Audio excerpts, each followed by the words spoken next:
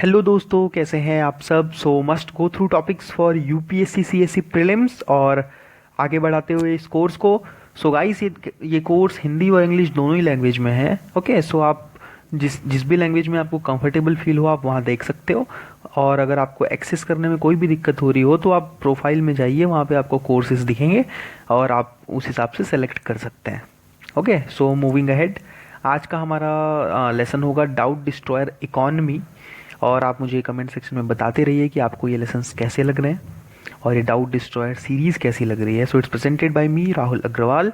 और आज हम देखेंगे GDP, GNP, NDP, NNP. Okay, बहुत स्टूडेंट्स को बहुत सारा डाउट होता है और इतना सब कुछ पता होने के बावजूद जीडीपी और एनडीपी में, जीएनपी और एनएनपी में क्या अंतर है, क्या अलग अलग है, ये टर्मिनोलॉजीज बहुत कंफ्यूजन होता है। Let's destroy your doubts. Okay, moving ahead. तो सबसे पहले जीडीपी। जीडीपी मतलब ग्रॉस डोमेस्टिक प्रोडक्ट होता है। ठीक है। ग्रॉस डोमेस्टिक प्रोडक्ट, हिंदी में हम इसको क्या क्या बोलते हैं?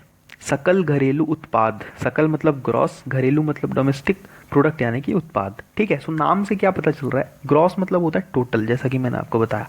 डोमेस्टिक मतलब क्या होता है? डोमेस्टिक घरेलू मतलब कि लोकल। इसका मतलब कि अगर हम इंडिया की जीडीपी की बात कर रहे हैं, इंडिया के अंदर में जितनी भी चीज़ें प्रोड्यूस हुई होंगी वही जीडीपी में काउंट होगी। इंडिया के बाहर जो चीज़ प्रोड्यूस होगी वो जीडीपी में काउंट नहीं होगी। समझ रहे हो आप? Value of final goods and services produced inside the boundary of a nation during 1 year। Product में गुड्स और सर्विसेज दोनों आ गए।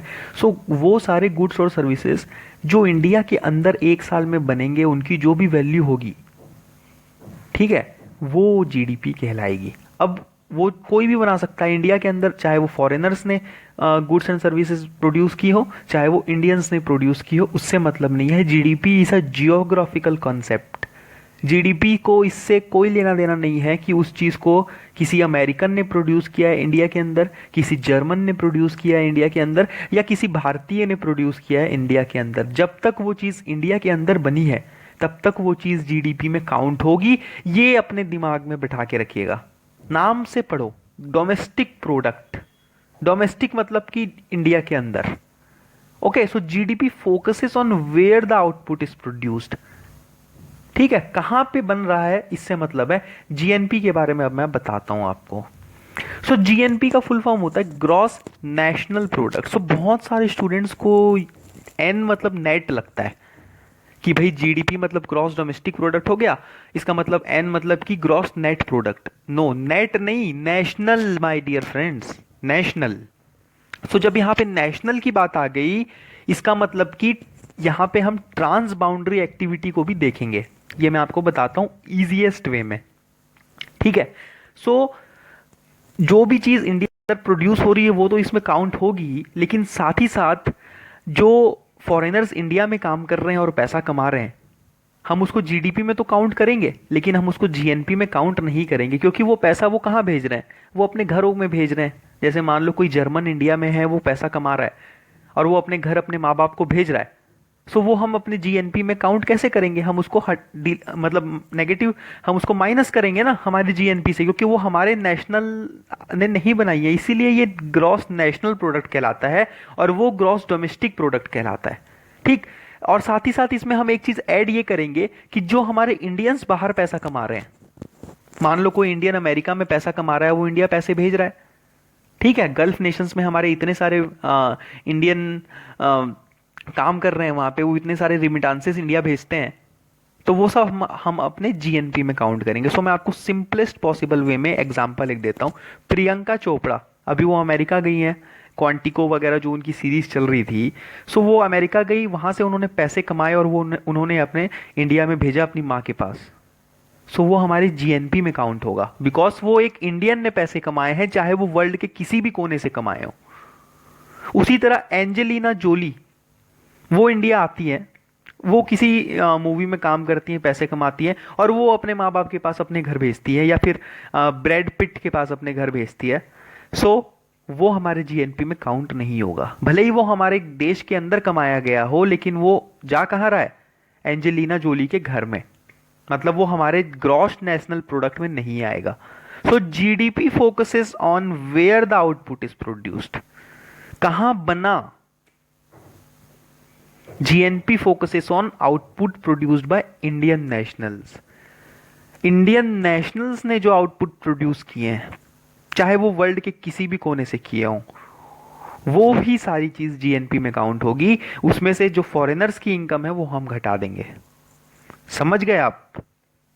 अब इंडिया के केस में मोस्टली क्या होता है, इंडिया के केस में मोस्टली ये होता है कि जितना पैसा इंडियन भारत बाहर से नहीं भेजते, उससे ज्यादा जो है विदेशी इंडिया से बाहर भेज देते हैं।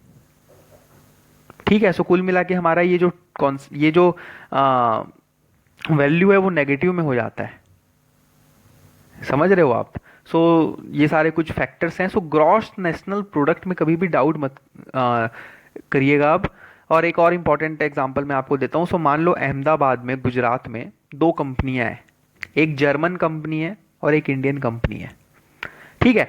जर्मन कंपनी का मान लो 100 करोड़ का प्रॉफिट हुआ, वो हमारे जीडीपी में बिल्कुल काउंट होगा। जैसा मैंने आपको बताया कि भाई इंडिया के अंदर बन रही है ना कंपनी, जर्मनी की हो चाहे किसी की भी हो, है कहां पे, अहमदाबाद में। अहमदाबाद इंडिया में है, तो उसका प्रॉफिट हम अपने जीडीपी में काउंट करेंगे। उसी तरह से इंडियन कंपनी, इसका भी प्रॉफिट हम अपने जीडीपी में काउंट करेंगे, बिकॉज ये इंडिया में बन रही है। ठीक। दूसरी चीज, profit of only Indian company will be included in GNP. लेकिन जब हम जीएनपी की बात करेंगे तो जर्मन कंपनी का जो प्रॉफिट है वो हम अपने जीएनपी में काउंट नहीं करेंगे, हम डिडक्ट करेंगे, क्योंकि ये बन भले ही इंडिया में रही है लेकिन है वो जर्मनी की। लेकिन इंडियन कंपनी का प्रॉफिट हम अपने जीएनपी में काउंट करेंगे, बिकॉज वो इंडियन कंपनी है। बन भी इंडिया में रही है, उससे मतलब नहीं है बन कहां रही है, लेकिन है इंडियन, इससे मतलब है। ठीक है। जर्मन कंपनी का प्रॉफिट हम अपने जीएनपी में डिडक्ट करेंगे, ऐड नहीं करेंगे। समझ गए आप। जर्मन कंपनी का प्रॉफिट जर्मनी की जीएनपी में ऐड होगा, इंडिया के जीएनपी में ऐड नहीं होगा। बस खत्म, डाउट सब खत्म, यहां पे डिमोलिश हो गए आपके। ठीक है। अब बात कर लेते हैं एनडीपी की। जीडीपी मैंने आपको बता दिया। एनडीपी मतलब होता है नेट डोमेस्टिक प्रोडक्ट। ठीक। Net form of GDP. GDP से जब हम डिप्रिशिएशन को माइनस कर देंगे ना, तो वो एनडीपी आता है। अब ये डिप्रिशिएशन का लॉजिक क्या है। डिप्रिशिएशन का लॉजिक बेसिकली ये है कि मान लो आपने घर बनाया, ठीक है, मान लो आपने घर बनाया, वो घर इनकम जनरेट कर रहा है आपके लिए, जीडीपी में आप उसको अच्छे से काउंट करा रहे हो। 20 साल हो गए उस घर को बने हुए। अब भाई वो 20 साल में वो घर रिपेयरिंग भी तो मांगेगा, उस घर में आप 50 बार पेंट भी तो करोगे, कोई दीवार टूट गई तो आप उसको ठीक भी तो करोगे। उसी तरीके से मान लो आपने एक पंखा खरीदा, ठीक, वो फाइनल गुड्स एंड सर्विस में आ गया, उसकी वैल्यू हमने अपनी जीडीपी में काउंट कर दी। 2 साल बाद वो पंखा उसकी मोटर जल गई या जो भी हो गया, उसके ब्लेड खराब हो गए, आप उसमें रिपेयरिंग करा रहे हो। समय के साथ चीजें क्या होती हैं, डिप्रिशिएट होती है, उनकी वैल्यू कम होती है ना। आपने सैमसंग का एक मोबाइल 10,000 में खरीदा, 5 महीने बाद उसकी कीमत 10,000 थोड़ी रहेगी, कम होगी। वो जो डिप्रिशिएशन होता है ना, उसे हम जीडीपी से माइनस करेंगे तो ही हम नेट वैल्यू ऑफ जीडीपी निकाल पाएंगे। भाई जिस घर की कीमत 10 साल पहले 1 करोड़ रुपए थी, हम आज भी उसको आप उसको रियल एस्टेट टर्म्स में मत देखो, तो इसलिए मैं घर हटा के मान लो मैं पंखे की बात करता हूं। ठीक। जिस पंखे की कीमत 2 साल पहले 1500 रुपए थी, उस पंखे की कीमत आज 800 रुपए है, तो 700 रुपए हम क्यों ऐड करेंगे जबरदस्ती आज भी, उसको हमें डिप्रिशिएशन में लाके माइनस करना होगा ना। This is the concept of depreciation. बच्चे पढ़ते हैं, दुनिया भर की बुकों से लिखा रहता है डिप्रिशिएशन, वेयर एंड टियर और ये सारी चीजें, लेकिन लॉजिक नहीं समझ में आता कि ये क्या है, ये चक्कर क्या है। बेसिकली चक्कर बस यही है कि ग्रॉस डोमेस्टिक प्रोडक्ट से जब हम डिप्रिशिएशन को माइनस करेंगे तो हमारा नेट डोमेस्टिक प्रोडक्ट आएगा। डिप्रिशिएशन को माइनस इसलिए करेंगे बिकॉज समय के साथ साथ चीजों की वैल्यू में कमी आती है। ठीक है। डिप्रिशिएशन मतलब होता है कि decrease in the value of asset. तो डिफरेंट एसेट के डिफरेंट डिप्रिशिएशन रेट होते हैं, है ना भाई। घर की कीमत में मान लो घर की कीमत में 10 सालों में 1% ही वैल्यू डिक्रीज हुई है, बट पंखे की कीमत में 10% डिक्रीज हो गई। उसी तरह आप मान लो ओवन लेके आए, उसकी कीमत 25% डिक्रीज हो गई, आप मोबाइल लेके आए, उसकी कीमत हो सकता है 30% डिक्रीज हो जाए। सो अलग अलग चीज़ों के अलग अलग डिप्रिशिएशन रेट्स होते हैं, ठीक है। सो सबसे इंपॉर्टेंट बात यहाँ पे क्या है कि ministry of commerce and industry जो इंडिया में है वो इन सारे एसेट्स की डिप्रिशिएशन रेट्स निकाल के पब्लिश करती है, और फिर उसके हिसाब से हम एनडीपी निकालते हैं, ठीक है। सो जीडीपी से हम डिप्रिशिएशन माइनस कर रहे हैं और हम एनडीपी ला रहे हैं, ठीक है। सो एनडीपी की वैल्यू क्या होगी बताओ? एनडीपी की वैल्यू भाई जीडीपी माइनस डिप्रीशिएशन है। अब डिप्रीशिएशन कभी भी कम तो होगा नहीं, कम होगा क्या? मतलब कि जीरो भी नहीं होगा, बढ़ेगी ही ना उसकी वैल्यू, चाहे 1% हो 2% हो कुछ भी हो, चीजें डिप्रिशिएट तो करेगी। इसका मतलब एनडीपी हमेशा जीडीपी से कम होगा, क्योंकि डिप्रिशिएशन कभी इक्वल टू जीरो नहीं होगा, इसीलिए NDP is always equal to always less than GDP. तो ये कुछ कॉन्सेप्ट्स हैं जिससे यूपीएससी आपसे बिल्कुल क्वेश्चन पूछ सकता है। अब हम, जैसे कि मैंने आपको बताया भाई, जीडीपी जो है, जीडीपी में क्या होता है कि न्यूली जो हम प्रोड्यूस करते हैं कैपिटल गुड्स, वो सारी चीजें हम अकाउंट में लेते हैं। भाई आज आपने एक पंखा खरीदा, आज आपने आपकी कीमत जीडीपी में ऐड हो गई। लेकिन NDP takes into account capital goods consumed in the production process, ठीक है। सो जो कंज्यूम हो चुका है उसकी वैल्यू को भी एनडीपी अकाउंट में लेता है।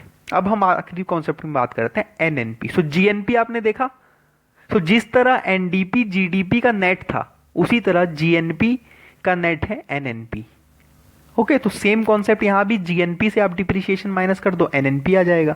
सो एनएनपी को हम purest form of income of nation बोलते हैं। प्योरेस्ट फॉर्म इसलिए बिकॉज एक तो जीएनपी में हम क्या देख रहे हैं, जीएनपी में हम सिर्फ इंडियन नेशनल की इनकम देख रहे हैं, फॉरेनर्स की डिडक्ट कर रहे हैं। सो भाई जीडीपी में तो हमने दोनों की देखी। सो जीडीपी से आप अंदाजा नहीं लगा सकते कि भारतीयों ने कितनी कमाई की है, लेकिन जीएनपी से आप लगा सकते हो कि भारतीयों की कमाई कितनी है, और उसमें से अगर आपने डिप्रिशिएशन हटा दिया तो आपने एनएनपी बना दिया। इसीलिए एनएनपी प्योरेस्ट फॉर्म होता है। एनएनपी से आप पॉपुलेशन डिवाइड करोगे कंट्री की तो वो पर कैपिटा इनकम आएगी, ठीक है। सो जैसा कि लॉजिक मैंने आपको बताया कि अ कंट्री प्रोड्यूसेस मशीन या machinery over the period of time they require repairing.